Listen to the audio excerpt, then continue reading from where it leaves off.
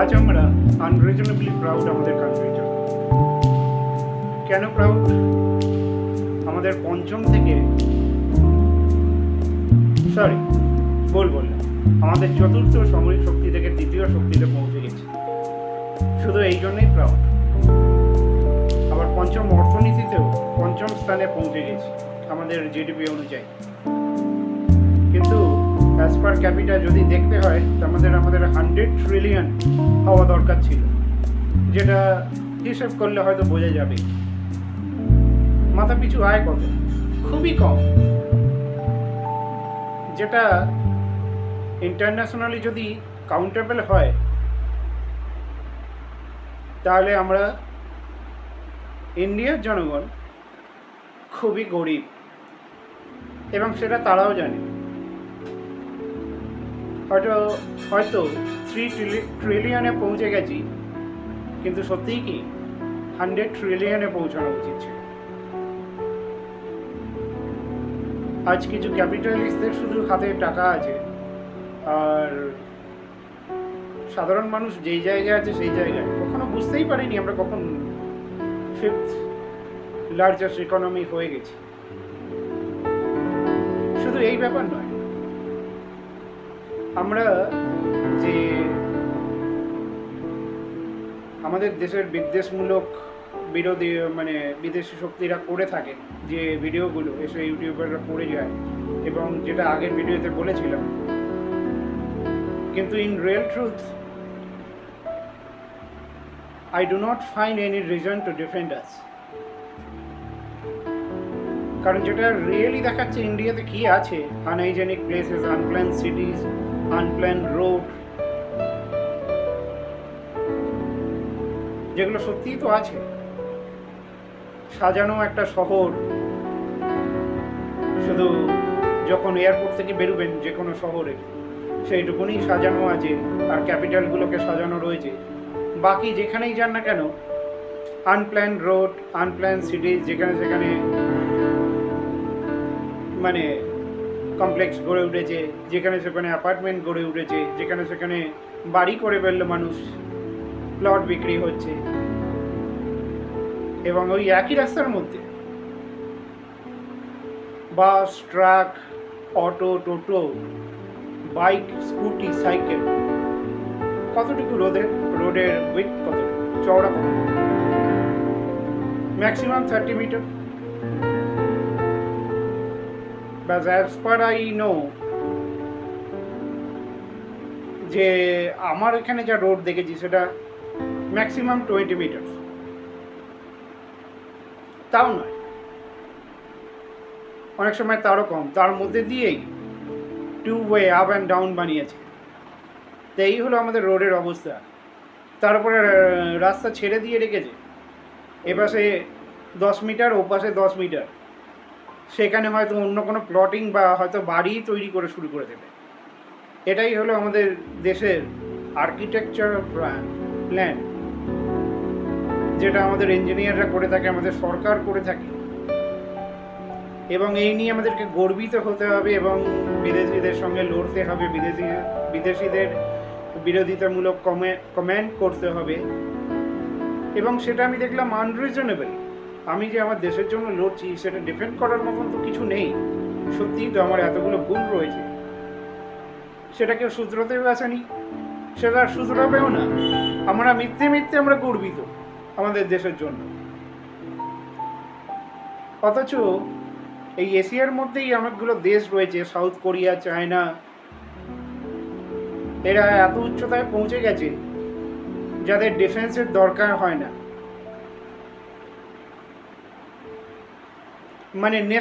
নেশনের ডিফেন্সের কথা বলছি। আমাদের সামরিক শক্তি যেরকম চায়না নয় সামরিক শক্তিতে এগিয়েছে, সামরিক শক্তিতে যেরকম এগিয়েছে সেরকম তাদের ইনফ্রাস্ট্রাকচারও অত্যন্ত অত্যাধুনিক ধরনের, যেটা ভারত চিন্তাও করতে পারবে না কখনো। ভারত মুখেই মারিতম জগৎ করে দিয়েছে।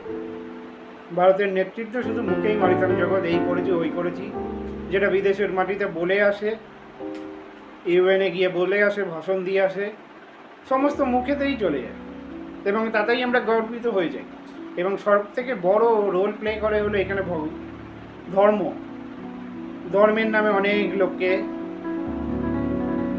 বস করে রাখা যায়। একটা ধর্মই তো দরকার, যেটা অন্য দেশে চলে না। চায়নাতে তো অবশ্যই নয়, সাউথ কোরিয়াতেও নয়, কিন্তু সেগুলো দেখো টেকনোলজিতে কত আগে এগিয়ে গেছে। ইভেন সাউথ কোরিয়া ইন্ডিয়ানদের ব্যান করে দিয়েছে, যে ইন্ডিয়ানরা সব জায়গায় গিয়ে ভরে গেছে, সব দেশে গিয়ে ভরিয়ে দিয়েছে। তাদের নিজেদের দেশের কোনো জব নেই, কোনো পরিকাঠামো ঠিক নেই, শুধু অন্য দেশে ইমিগ্র্যান্ট হিসেবে চলে আসে, জব করতে আসে, হয়তো ফিনান্সিয়াল অ্যাফোর্ড করার সেই অ্যাবিলিটি আছে, কিন্তু সেটা দিয়ে নিজেদের দেশকে কেন ঠিক করছে না? নিজেদের দেশের সরকার কেন এইগুলো নিয়ে পর্যালোচনা করছে না বা এদিকে নজর দিচ্ছে না? বিদেশের মাটিতে শুধুমাত্র লেকচার দিয়ে এসে বসে বললেই কি উন্নতি হয়ে যায়? নমস্কার, আজকের নতুন ভিডিওতে। আজকের ভিডিও একটু লং হবে, কারণ অনেকগুলো ব্যাপার দেখাতে হবে, আমাদের পরিকাঠামো, আমাদের অর্থনীতি এবং বৈদেশিক নীতি, এই সমস্ত কিছু। এবং এর মাঝে পরিকাঠামোকে আমি বেশি জোর দেব, যে আমাদের কি নেই, যেটার জন্য আমাদের লজ্জিত হওয়া উচিত। আসুন শুরু করা যাক আজকের বিষয়গুলো নিয়ে আলোচনা করার আগে কিছু ফটো এবং কিছু ভিডিও দেখে নিই, যেগুলো সম্বন্ধে আপনারাও অপরিচিত নন, যেগুলো আমার ক্যামেরায় ধরা পড়েছে এবং কিছু কালেকশানও করেছি।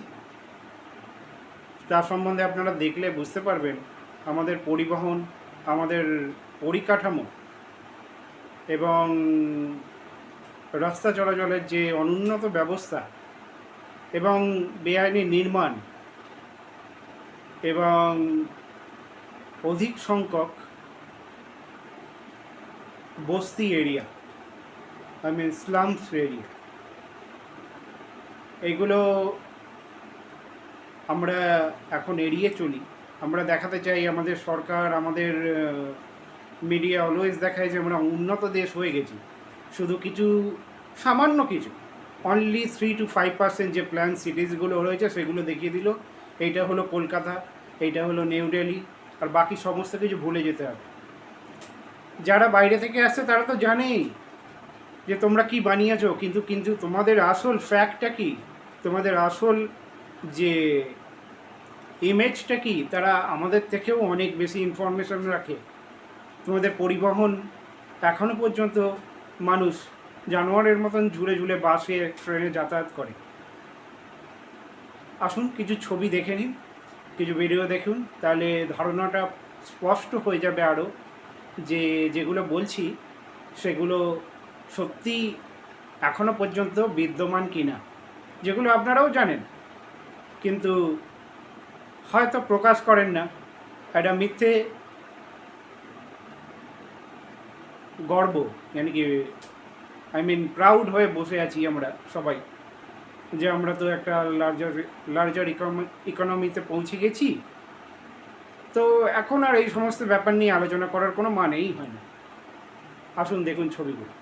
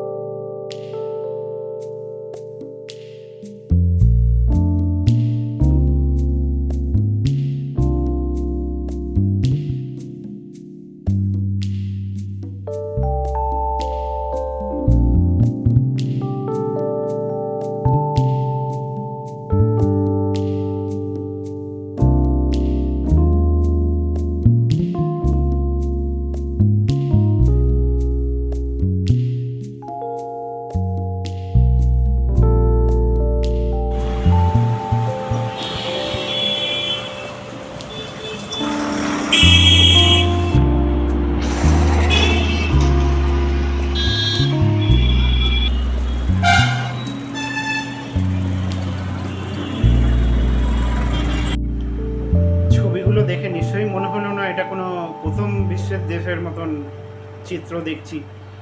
এটা সেই ইন্ডিয়া, সেই ভারত, যার শহরগুলো এখনও অনুন্নত, যার পরিবহন এখনও অনুন্নত, এখনও ডেভেলপ করেনি।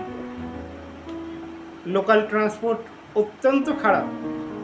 হ্যাঁ, আজ লোকের কাছে খুব সহজেই 4 হুইলার চলে এসছে, স্কুটি চলে এসছে, বাইক চলে এসছে, সে সমস্ত একটা অন্য গল্প, সেটা আমি যাচ্ছি পরে। কিন্তু হয়ে কি হবে, যা রাস্তা ছিল সেই আছে, শুধু আরও বেশি ভেহিকেলস বেড়ে গেছে, ট্রাফিক পলিউশন বেড়ে গেছে, ইভেন এয়ার পলিউশন অনেক বেশি ইনক্রিজ হয়ে গেছে। ইভেন যেরকম আমরা থার্ড হলো সামরিক শক্তিতে, ডিফেন্সে, সেরকম আমাদের পজিশন থার্ড হলো পলিউশন, ওয়ার্ল্ড র্যাঙ্কিংয়ে আসে। বাংলাদেশ, পাকিস্তান, তারপরে ভারত আসে সব থেকে পলিউটেড কান্ট্রির মধ্যে। সেই এয়ার পলিউশন আমরাই করি, যেহেতু আমাদের পরিবহন খুব একটা উন্নত নয়। ইলেকট্রিক বাইক তো এসে এই কিছুদিন হলো, কিছু বছর হয়েছে, এখনও তো পেট্রোলের গাড়ি চলে। এত ট্রাফিক, উন্নত মানের রাস্তা নয়, ট্রান্সপোর্ট সিস্টেমও নয়, সরকার থেকে অনেক বেশি ট্রান্সপোর্টেশনের ব্যবস্থাও নেই, পাবলিক ট্রান্সপোর্ট। মানুষের একটা উন্নত দেশে কি প্রাইভেট ট্রান্সপোর্টের থেকে পাবলিক ট্রান্সপোর্ট অনেক বেশি উন্নত হয়, যাতে ট্রাফিক না বেড়ে যায়। কিন্তু আমাদের সরকার একটা অন্য নিয়ম বের করেছে, যাতে সবার হাতে গাড়ি চলে আসুক। তার উপার্জনের রেঞ্জের থেকে গিয়েও, তার মানে যেটা হিন্দিতে বলে, তার অকাদের থেকেও বেশি জিনিস সে কিনতে পারছে আজকে। এটা হলো একটা ব্যাপার। আমাদের ইনফ্রাস্ট্রাকচার এবং আমাদের পরিবহন এবং পরিকাঠামো, আর হলো পরিকাঠামোর দিক থেকে বলতে গেলে যে ফ্ল্যাট, বাড়ি, অ্যাপার্টমেন্ট কমপ্লেক্স গড়ে উঠেছে, বাড়ি যেখানে খুশি হয়ে যাচ্ছে, যেখানে খুশি প্লট বিক্রি করছে, একটা ফাঁকা জমি পেল, পুকুর বুঝিয়ে সেটাকে বাড়ি তৈরি হয়ে গেল। খেলার মাঠ ছিল, সেটাকে আর খেলার মাঠ রেখে কী হবে, তার থেকে একটা হাউজিং বানিয়ে ফেললো, অনেকগুলো ফ্ল্যাট তৈরি হয়ে গেল। কোনো প্ল্যান নেই, কিছু নেই, শুধু করে ফেললেই হলো। এদিকে 60% of people are still homeless in our country. Homeless means they do not have their own home. They used to stay in rented home. কেন নেই? এত প্রকল্প রয়েছে, কেন নেই তাদের কাছে? কারণ সেই ইকোনমিক স্ট্রাকচার, সেই ইকোনমিক অ্যাবিলিটিস নেই তাদের তৈরি করার মতন।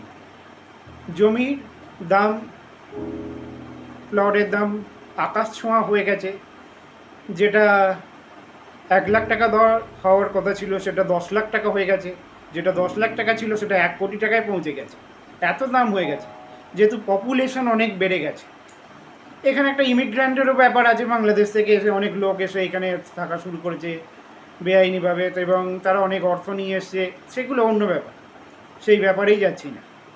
কিন্তু পরিকাঠামোর দিক থেকেও সরকার এগুলো নিয়ে কখনো ভাবেইনি। অথচ সরকার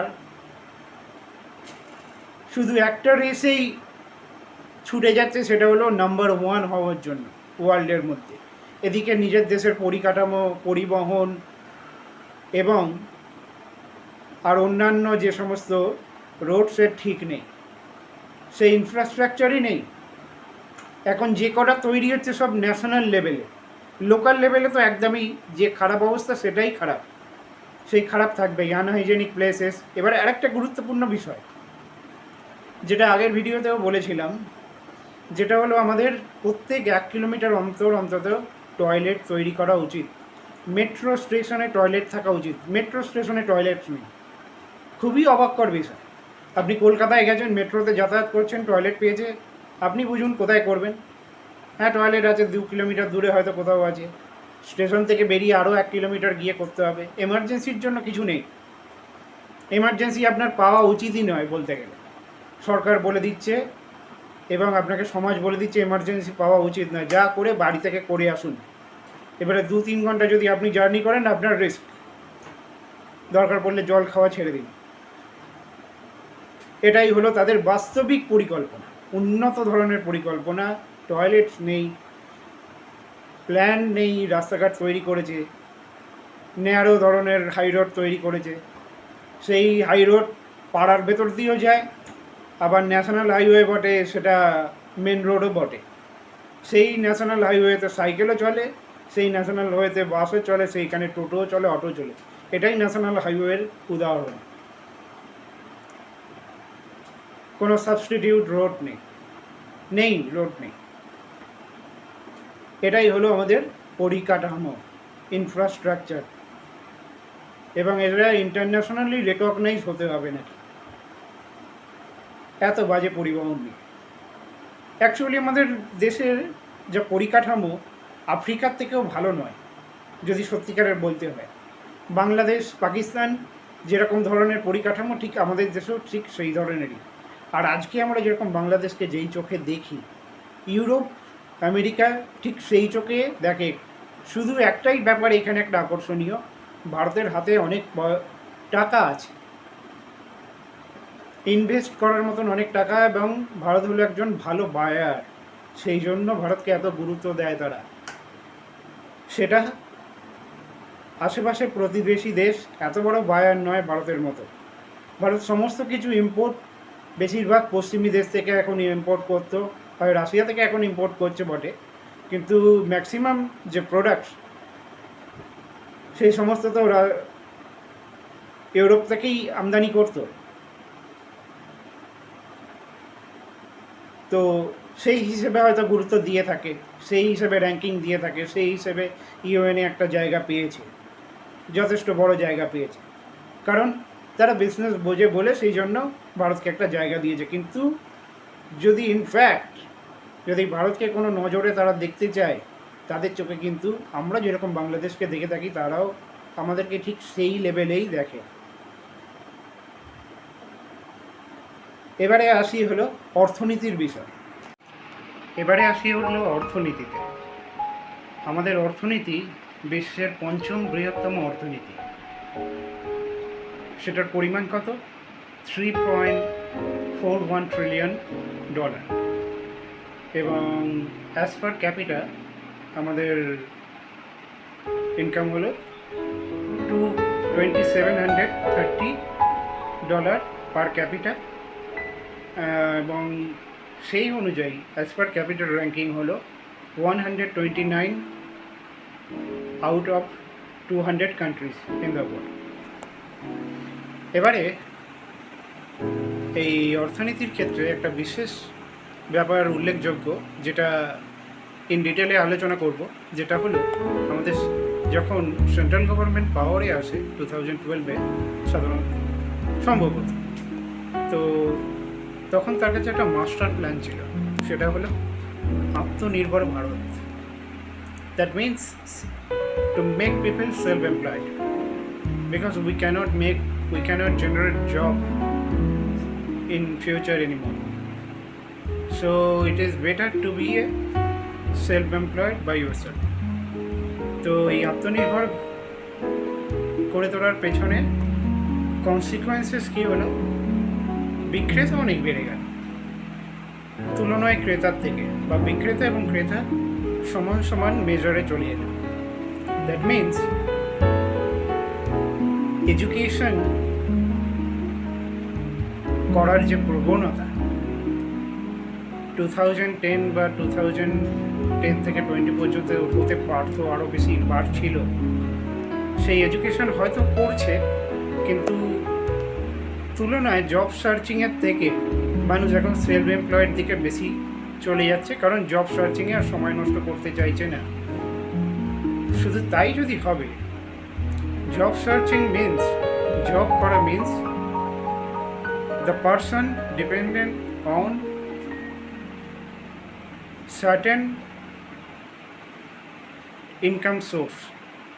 Salaried employed always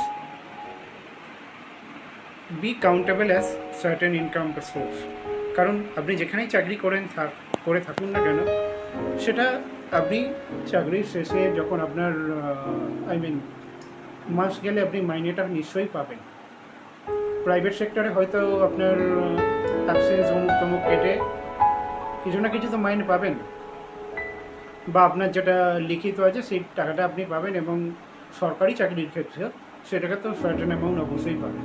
সরকারি চাকরির তো আজকাল সেই টেন্ট তো আর নেই, কারণ সরকারি চাকরি আর নেই, খুবই কম নিয়োগ হচ্ছে, সেটা অন্য ব্যাপার, সেই ব্যাপারে এখন যাচ্ছি না।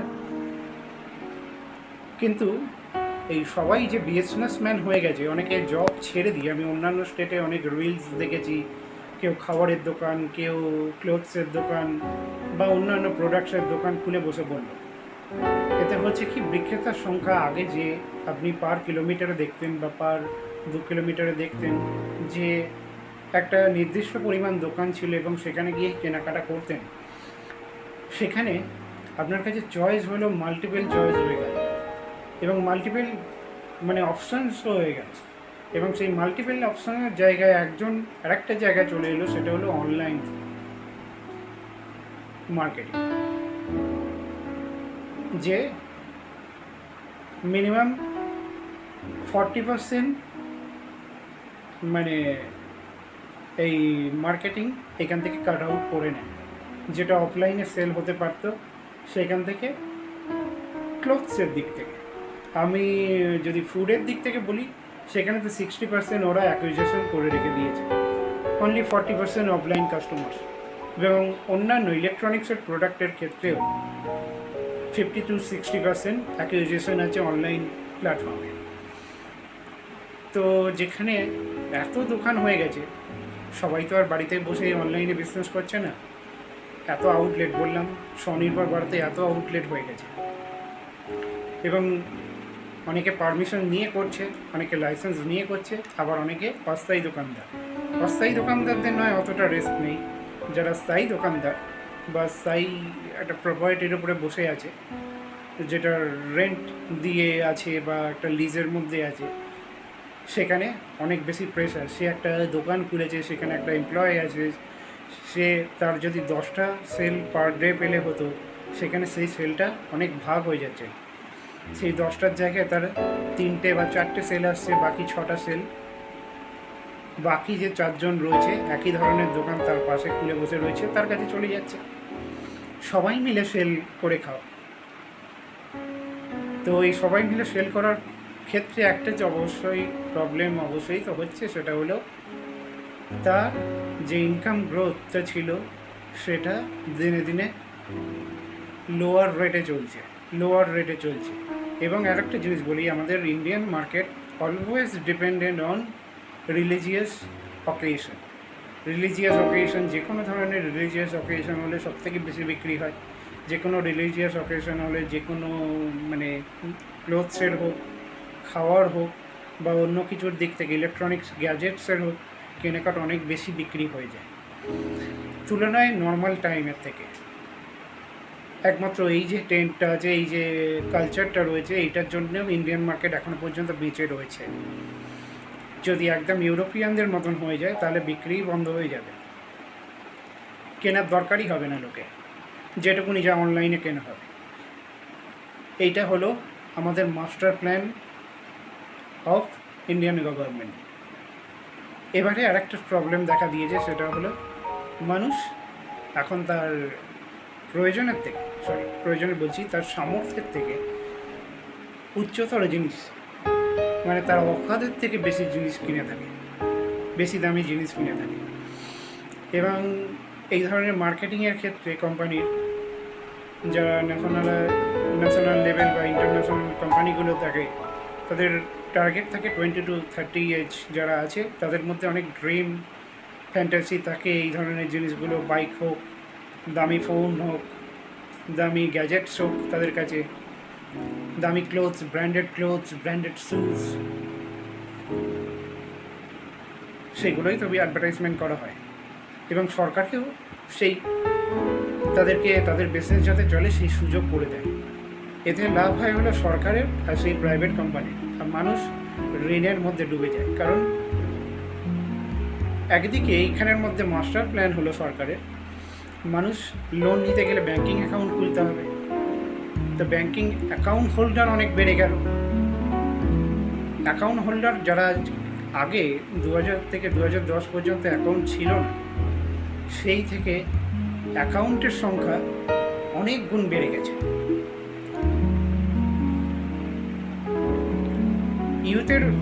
ইউথদের কাছে তো সবার কাছে অ্যাকাউন্ট রয়েছে, ইভেন যারা আউটডেটেড কিছুটা ছিল তাদের কাছেও এখন অ্যাকাউন্ট রয়েছে to get this facilities from bank, কারণ তারা সেই লোনটা চায়। বিজনেস লোন হোক, কনজিউমার লোন হোক, কনজিউমার লোনের প্রবণতা অনেক বেশি, কনজিউমার লোন এবং ক্রেডিট কার্ড তো আছে, সব থেকে বেশি ক্রেডিট কার্ড, এবং ক্রেডিট কার্ড পেতে গেলেও তো অ্যাকাউন্টের দরকার। তো এই সমস্ত কিছুর ক্ষেত্রে কিন্তু সাধারণ মানুষ যারা উচ্চ হাই মিডল ক্লাস আছে তাদের কাছে হয়তো এটা অসুবিধা হবে না। তারা যে টাকাটা লোন করছে বা যেই টাকাটা দিয়ে কিনছে, যে জিনিসটা তারা একবারেও কিনতে পারে, তারা লোন দিয়েও কিনছে, তাদের সেই ফ্যামিলি অ্যাসেটস রয়েছে, সেই অ্যাসেটসের কাছে তাই যে অ্যামাউন্টটা লোন ডিউজ আছে সেটা অত্যন্ত ন্যূনতম। কিন্তু যে লোকটা, যে ছেলে মেয়েটা